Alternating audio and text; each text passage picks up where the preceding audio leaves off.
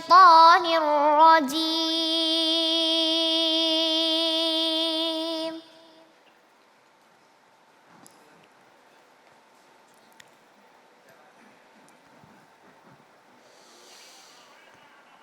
بسم الله الرحمن الرحيم.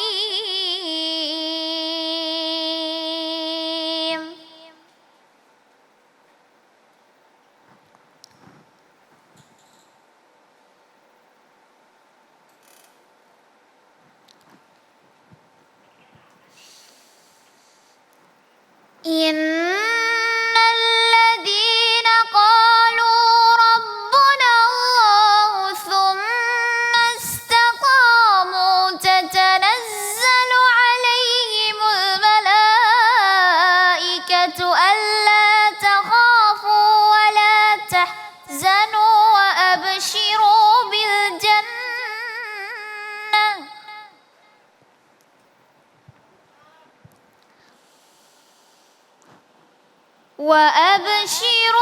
بالجنة التي كنتم توعدون. صدق الله العظيم.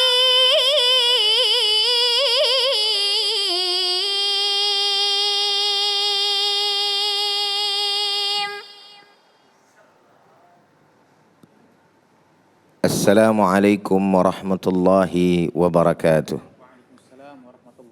Alhamdulillah, alhamdulillahilladzi arsala rasulahu bil huda wa dinil haq liyudhhirahu 'alad dini kullihi wa kafa billahi syahida.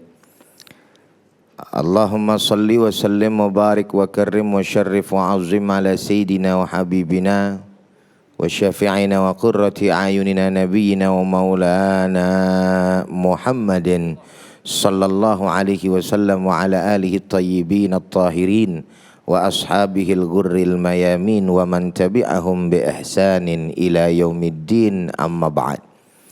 Setelah puji dan syukur hanya untuk Allah, salawat beserta salam untuk baginda kita Nabi besar Muhammad sallallahu alaihi wasallam. Begitu pula kepada para keluarga, para sahabat, dan insya Allah kepada kita semua selaku umatnya. Para pemirsa Cahaya Hati dimanapun Anda berada, semoga Allah subhanahu wa ta'ala senantiasa memberikan kekuatan iman dan Islam, sehat walafiat, panjang umur, berkah dunia dan akhirat. Amin ya rabbal alamin. Sebagaimana yang sama kita tahu bahwa Allah itu memberikan nikmat yang tak terhingga. Sampai-sampai ada ayat yang berbunyi wa in ta'addu ni'matallahi la tuhsuha. Dan tidaklah engkau akan mampu menghitung daripada nikmat-nikmat Allah yang ada pada diri kalian. Artinya seandainya kita menghitung, maka kita tidak akan pernah mampu untuk menghitung daripada nikmat Allah subhanahu wa ta'ala. Dari sekian banyak nikmat para pemirsa, maka ada nikmat-nikmat yang besar. Tentu nikmat yang paling besar tidak lain dan tidak bukan adalah nikmatul iman wal Islam. Tapi nikmatul iman wal Islam ini juga harus diiringi dengan apa? Tidak lain dan tidak bukan adalah nikmatul istiqamah. Yaitu nikmat istiqamah. Apa itu istiqamah? Tidak lain dan tidak bukan adalah berdiri tegak, berjalan lurus di atas keimanan dan agama Allah subhanahu wa ta'ala. Sampai kapan? Sampai Allah kemudian mencabut dan mengambil daripada nyawa kita. Maka nikmat istiqamah merupakan nikmat yang juga sangat luar biasa, yang dipunyai oleh hamba-hamba Allah subhanahu wa ta'ala apabila mereka dikaruniai daripada nikmat tersebut. Maka berbahagialah tentunya bagi orang-orang yang mendapatkan daripada nikmatul istiqamah ini. Kenapa demikian? Karena orang-orang yang mendapatkan nikmat istiqamah adalah orang-orang yang mendapatkan ganjaran besar di sisi Allah Subhanahu wa taala. Apa gerangan? Enggak lain enggak bukan, yaitu surganya Allah Subhanahu wa taala. Sebagaimana tadi yang kita dengarkan ayatnya jelas. Dalam surat Fussilat ayat 30 Allah Subhanahu wa taala menyampaikan faqala ta'ala innal ladzina qalu rabbunallah, Masya Allah, summa istaqamu, sesungguhnya orang-orang yang berkata rabbunallah, Tuhan kami adalah Allah.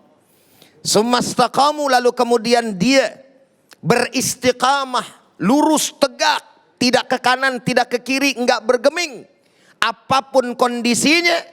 Lalu Allah Subhanahu wa taala sampaikan lanjutan daripada ayat tersebut. Innal ladzina qalu rabbunallah tsumma istaqamu tatanazzalu alaihimul malaikah. Akan turun para malaikat kepada orang yang istiqomah tersebut. Lalu kemudian mengatakan alla takhafu wa la tahzanu. Janganlah kalian takut dan jangan kalian bersedih hati.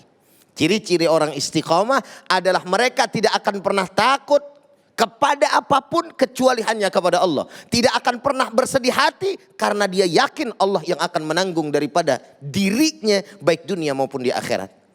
Lalu kemudian wa absyiru bil jannati allati kuntum tu'adun. Shadaqallahul azim. Luar biasa saudara. Dan kabarkan kata Allah Ta'ala lewat malaikatnya, bilang kepada orang-orang yang istiqomah, mereka akan diberikan kabar gembira dengan diberikan surga oleh Allah Subhanahu wa taala. Subhanallah walhamdulillah wala ilaha illallah wallahu akbar walillahil hamd. Maka oleh karena itu para pemirsa yang sama dirahmati dan dimuliakan oleh Allah Subhanahu wa taala, istiqomah adalah bagian daripada perjuangan yang dilakukan oleh setiap hamba-hamba yang beriman kepada Allah Subhanahu wa taala. Kenapa? Karena dengan istiqomah itu pula yang akan membawa daripada keridhaan Allah Subhanahu wa taala. Dalam beramal, di dalam kemudian melakukan ketaatan kepada Allah Subhanahu wa taala, istiqamah merupakan sesuatu yang dicintai oleh Allah Subhanahu wa taala. Sehingga ada sebuah kata-kata ahabbul a'mal 'indallahi adwamuha wa in qalla. Sebaik-baiknya amal perbuatan yang lebih dicintai oleh Allah Subhanahu wa taala itu adalah istiqamah walaupun sedikit. Terus menerus. Salat malam umpamanya, tahajud aja 2 rakaat, enggak nambah-nambah, enggak apa-apa. Yang penting terus istiqamah, dawam. Sehingga pada akhirnya walaupun dikit itu yang Allah Ta'ala lihat. Jangan kalau lagi semangat doang Bang Ali. Berapa semalam tahajud? Gue misi lain. Kayak orang lain gue mah. 23 rakaat. Banyak banget. Ya kan? Sama ame traweh bahasanya. Tapi itu hari doang. 2-3 hari kelar udah. Biar dikit 2 rakaat. Tapi kalau istiqamah itu nikmat luar biasa. Sehingga nggak ditinggalkan sama kita sampai akhir hayat. Baca Quran begitu. Nggak apa-apa. Jangan istilah kata yang kecil kemudian minder sama yang gede. Oh kalau dia mah enak. Bisa baca Qurannya, bisa 1 juz sehari. Bisa 2 juz sehari, bisa 5 juz sehari lah kita. Bacaan terbata-bata. Nggak begitu saudara. Dalam kepayahan kita untuk kemudian beribadah kepada Allah. Di situ juga ada ganjaran. Yang penting keistiqomahan dalam beramal tersebut yang dilihat oleh Allah Subhanahu wa taala luar biasa. Sehingga kalau misalkan cuman selembar saja dalam sehari, yang penting istiqamah, tetap dia masuk kategori wa absyiru bil jannati allati kuntum tu'adun. Cuman yang menjadi persoalan pemirsa sekalian yang sama dirahmati oleh Allah, jangan rusak nilai istiqamah dengan hal yang menodai daripada ganjaran istiqamah itu. Apa itu? Ada 3 persoalan yang masuk kategorinya yang akan menghancurkan daripada nikmatul istiqamah ini. Kata Nabi Muhammad SAW, hadis yang diriwayatkan oleh Al-Imam At-Tabrani, salasun muhlikat.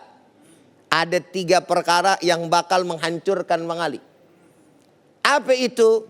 Yang pertama, bahwa yang menghancurkan manusia syuhun muta'un. Kebakhilan, pelit, medit, buntut gasir kata orang ya. Yang diturutin. Sehingga melahirkan daripada apa? Keserakahan, toma.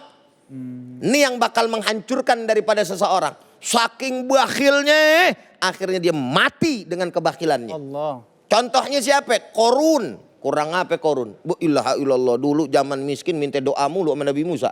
Giliran kaya, dia bakhil pelit. Dihitung-hitung hartanya, sampai yang namanya 1 kamar itu kunci hartanya doang. Baru tibang kuncinya. Kita boilah punya kontrakan berapa? 3 pintu. Cuman pintunya doang.